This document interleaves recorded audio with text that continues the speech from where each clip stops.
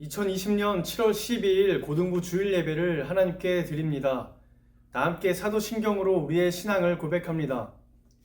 전능하사 천지를 만드신 하나님 아버지를 내가 믿사오며 그 외아들 우리 주 예수 그리스도를 믿사오니 이는 성령으로 잉태하사 동정녀 마리아에게서 나시고 본디오 빌라도에게 고난을 받으사 십자가에 못 박혀 죽으시고 장사한 지 사흘 만에 죽은 자 가운데서 다시 살아나시며 하늘에 오르사 전능하신 하나님 우편에 앉아 계시다가 저리로서 산자와 죽은 자를 심판하러 오시리라.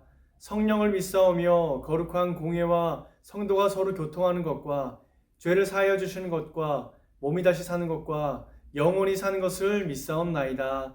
아멘. 사랑의 하나님 아버지 감사합니다. 지난 한 주간에도 주님께서 지켜보호하여 주셨다가 주님께 다시 나와 하나님께 예배할 수 있게 하시니 감사합니다. 코로나로 인하여 우리 모두가 다 힘든 속에 있습니다.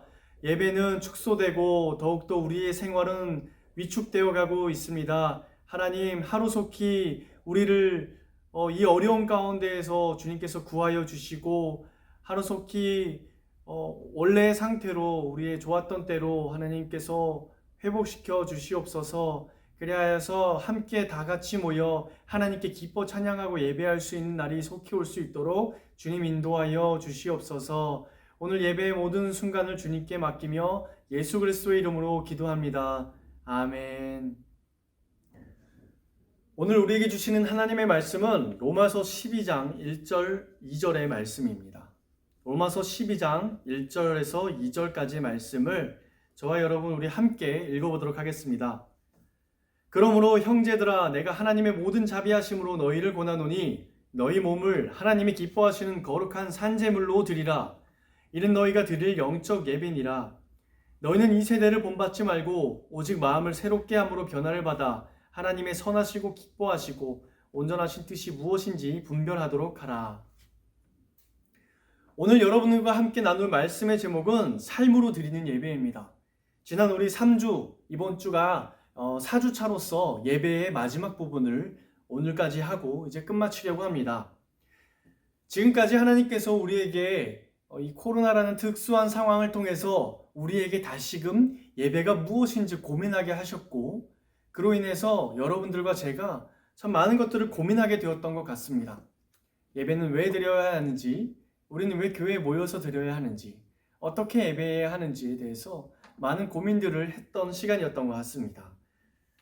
여러분들 아직 군대에 갔다 오진 않았겠지만 앞으로 여러분들이 군대에 갈 거기 때문에 여러분들에게 팁을 드리도록 할게요. 여자 친구들도 요즘은 여자들도 군대 많이 가니까 여러분들도 꼭 알아두셔야 합니다. 이등병이 아침에 눈을 뜨자마자 하는 일이 무엇일까요? 이등병이 아침에 눈을 뜨자마자 힌트를 드리면 이등병이라는 것, 그리고 이등병은 막내잖아요. 막내라는 것, 어떤 게 있을까요? 영상을 먼저 보겠습니다. 그렇지! 그렇지! 그렇지! 그렇지! 김삼병님 일어나셔야 됩니다. 최일병님 일어나셔야 됩니다. 김일병님 일어나셔야 됩니다. 최병장님 일어나셔야 됩니다. 네, 여기서 보니까 이등병이 뭘 하냐면 선임들을 순서대로 깨우는 겁니다. 순서 틀리면 안 돼요. 그리고 두 번째, 선임들의 몸을 터치하면 절대 안 됩니다. 터치하지 않고 소리로만 깨우는 거예요. 걱정하지 마십시오, 여러분. 근데 지금은 이런 거 하지 않아요. 이런 거 했다가는 바로 징계 받습니다. 예전에는 이렇게 했거든요. 그런데 지금은 어떨까요?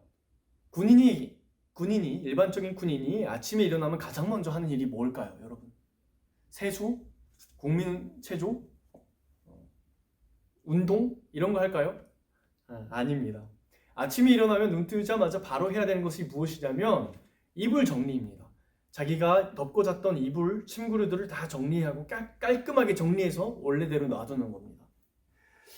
근데 군대에서 가장 먼저 배우는 것이 바로 이 정리정돈이거든요. 아침에 일어나서 이불 정리하는 게 엄청나게 중요하게 가르칩니다. 누군가가 아침에 과업을 하러 나갔는데 이불을 정리하지 않고 나갔다. 그럼 난리 나는 거예요. 전체가 아마 저녁 때 전체가 다 기합받을 거예요, 아마. 군대란 참 특이하죠. 집단의 목적이 아주 뚜렷한 곳이 군대예요. 군대는 전쟁을 준비하고 싸움을 위한 집단인데 왜 그런 곳에서 이 이불 정리에 이렇게 아주 중요하게 여길까요? 전쟁을 위한 집단이 아침에 일어나서 이불 정리하는 것을 굉장히 중요하게 가르칩니다. 도대체 이 싸움하는 것과 그 전쟁에 나가는 것과 이불 정리하는 것이 무슨 상관이 있을까요?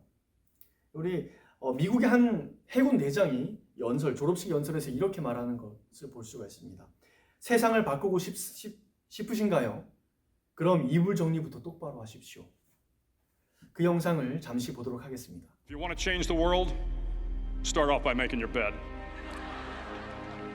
If you make your bed every morning, you will have accomplished the first task of the day.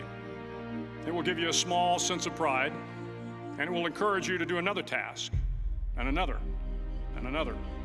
And by the end of the day, that one task completed will have turned into many tasks completed. Making your bed will also reinforce the fact that the little things in life matter. If you can't do the little things right, you'll never be able to do the big things right. And if by chance you have a miserable day, you will come home to a bed that is made, that you made. And a made bed gives you encouragement that tomorrow will be better. 네, 세상을 바꾸고 싶다면 이불 정리부터 똑바로 하라는 말에 사람들은 여기저기서 웃음을 터뜨렸습니다. 코웃음이었죠. 왜냐하면 세상을 바꾸는 일과 이불을 정리하는 일은 전혀 상관이 없어 보였거든요. 그런데 이 이불 정리라는 사소한 것의 실행은 그 다음 일을 행할, 도전할 하루의 용기를 준다는 겁니다. 사람들의 웃음기는 순식간에 사라졌어요. 사뭇 진지해지기 시작했죠.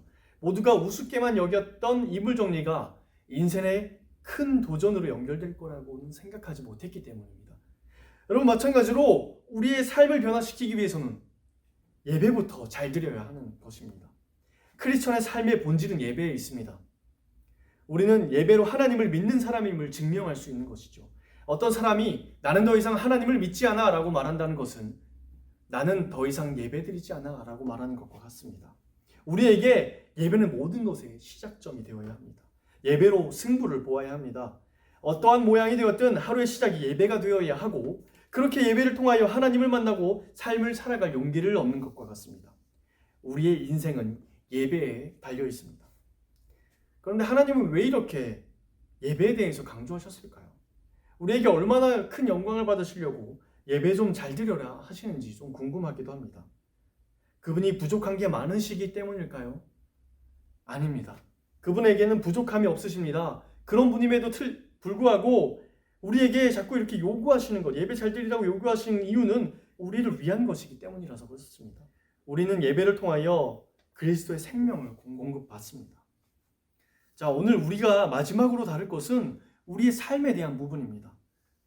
여러분, 이렇게 물어볼 수 있을 것 같아요. 도대체 우리의 삶과 예배가 무슨 상관이 있을까요? 우리의 삶의 성공과 이 작은 이 예배라는 것이, 이 한 시간의 예배가 도대체 무슨 상관이 있습니까? 라고 물어볼 수 있지만 예배는 이 삶과 떼어낼 수가 없습니다. 우리가 보았던 가인과 아벨의 제사에서 하나님은 그의 삶을 보셨던 거예요. 인간의 악한 모습대로 살면서 하나님께는 예배하겠다 그 마음, 그건 하나님께서 교만하다고 보셨던 거예요. 하나님 그 예배를 받지 않으셨습니다.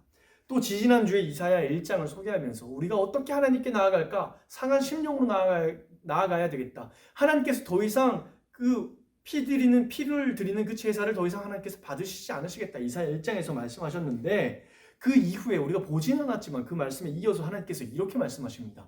이사야 1장 16절에서 17절 말씀을 제가 읽겠습니다. 너희 악한 행실을 버리며 행악을 그치고 선행을 배우며 정의를 구하며 학대받는 자를 도와주며 고아를 위하여 신원하며 과부를 위하여 변호하라 하셨느니라. 악한 행실을 그만하고 선을 베풀고 어려운 사람들을 위하여 일하라 라고 말씀하시는 것이죠. 예배 시간만 예배가 아니라 우리의 삶이 예배라는 것이죠. 오늘날 교회와 크리스천들이 세상에서 참 많은 손가락질을 받습니다. 최근 코로나로 인하여 교회가 정말 많은 문매를 맞고 있는데, 영화에서도 크리스천이 묘사될 때 이기적이거나 이중적인 모습으로 많이 묘사가 됩니다. 참 가슴 아픈 일이에요.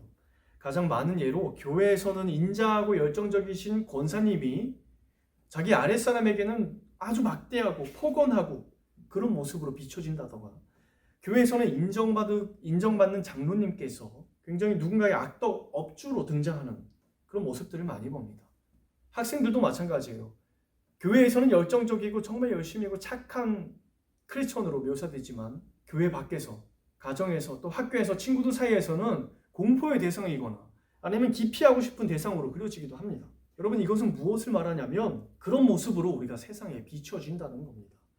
세상이 교회를 비난하고 크리스천을 비하하는 것은 참으로 안타까운 일이고, 우리가 정말 이거를 놓고 기도해야 될 일은 분명하지만, 우리가 반대로 생각해보면 크리스천인 우리가 그렇게 살지 못했다라는 반증이기도 합니다. 오늘 말씀의 사도 바울은 로마서 12장 1절에서 이렇게 말합니다. 제가 이 부분을 새번역 성경으로 한번 읽어보겠습니다. 형제자매 여러분, 그러므로 나는 하나님의 자비하심을 힘입어 여러분에게 권합니다. 여러분의 몸을 하나님께서 기뻐하실 거룩한 산 제물로 드리십시오. 이것이 여러분이 드릴 합당할 예배입니다. 바울은 여기에서 합당한 예배에 대한 기준을 명확하게 제시하고 있습니다. 절대로 그것은 예배의 이 시간만에만, 그리고 이 교회에서만이 아니라 우리의 삶 전체로 드리는 것이 예배다라고 말하고 있는 것이죠. 우리의 몸을 산 제물로 하나님께 드리라는 것은 우리의 몸으로 살아가는 그 삶의 모든 곳에서 하나님께 예배를 드리는 거예요. 우리의 모든 그 삶의 모든 부분이 예배라는 것이에요. 그것이 학교든 집이든 교회만이 아니라 우리의 삶의 모든 부분이 예배라는 겁니다. 오늘 모인 이 예배의 이 자리, 여러분들이 드리고 있는 이 시간, 한 시간의 예배의 시간, 이 시간이 우리의 삶에서의 예배의 시작점이 된다라는 겁니다. 지난 주일에 우리는 왜 교회에서 모여서 예배해야 합니까? 라는 질문에 답하였습니다. 그 시작점이 바로 예수님의 최후의 만찬에서 시작되었다라고 보았습니다. 우리가 함께 모여서 그리스도의 말씀을 듣고 그분의 떼어주시는 떡과 음료를 나누어 마시며 예수 그리스도를 기억해내는 그 자리가 또한 우리의 삶이 시작되어야 된다라는 것입니다. 이제는 예수님을 기억하는 그 자리에서 세상으로 나아가 우리의 삶에서도 나도 그렇게 예수님의 말씀대로 살아가겠다라고 하는 것이, 거기까지가 바로 예배라는 겁니다. 여러분, 여러분의 삶을 바꾸고 싶으십니까? 멋진 사람이 되고 싶나요? 그런 예배부터 잘 드리십시오. 예배는 이 시간만을 예배하고 끝나라고 하는 것이 아니라 우리의 삶이 전체다라고 말하고 있습니다. 이제 제가 여러분들에게 이것을 말했기 때문에 여러분은 몰랐기 때문에 그렇게 살았어요 라고 이야기할 수 없습니다. 우리는 분명히 알고 있습니다. 1시간 지금 예배를 잘 드렸다고 해서 더 이상 예배 잘 드렸다라고 말할 수 없다라는 사실을요. 또한 관심이 없다고 해서 그냥 지나칠 수 없습니다. 내가 그렇게 알든 또 그렇게 믿든 안 믿든 간에 예배는 바로 이런 것이라는 겁니다. 이제 예배자로서의 삶을 살아갈 겁니다. 이번 한 주도, 그리고 앞으로의 삶에서도 말이죠.